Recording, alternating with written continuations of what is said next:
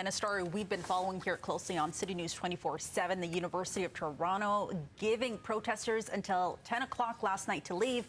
But pro-Palestinian demonstrators remain in their encampment for a second straight morning at King's College Circle. Now, our Shauna Hunt has been following this story for the last couple of days. We're going to bring her in right now. Shauna, can you catch us up to speed? What is happening today?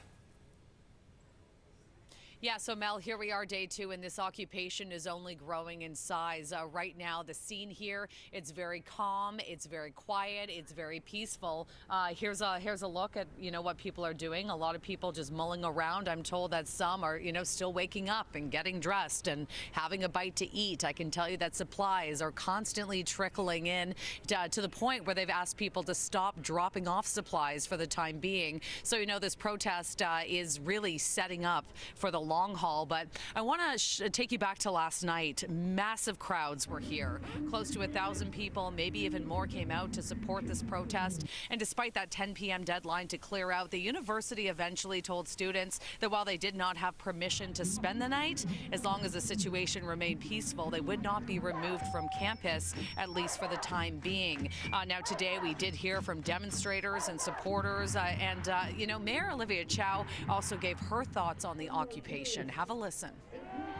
We have lots of supplies. We have plenty of tents and sleeping bags to go around, so things were good. Spirits were high. Definitely, I think this morning, now that folks have a little bit more sleep and some coffee, we're ready for the day and really excited about what's in store later this afternoon.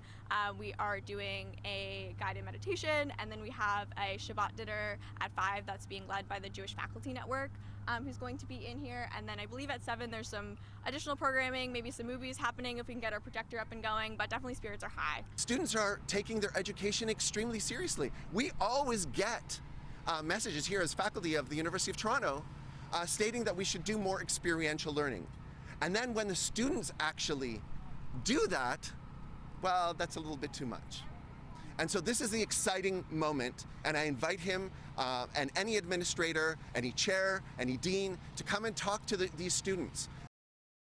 I understand the emotions people are feeling of what's happening in the Middle East. I understand that they want to express themselves under the charter. They do have the right to assemble, as long as done without hate, respectfully, peacefully, lawfully.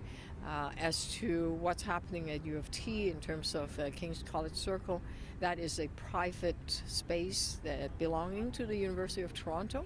So it's up to the University of Toronto to work out what their security arrangement is with the police. Now, we did receive a new statement from the administration today. It says the university remains open. We have spoken with the protesters several times to make clear our expectations, and our preference continues to be dialogue. Our campuses are private property, and we are increasingly concerned about reports of threats, discriminatory language and hate speech, public health and safety, and trespassing, destruction of property, and other illegal activity. Now, we do know that more campus security and special constables will be visible today, and that Toronto police are close by monitoring the situation. Mel Fiza, back to you. Okay, a developing story, a protest in its second day. Our Shauna Hunt watching this closely for us. Thank you so much, Shauna.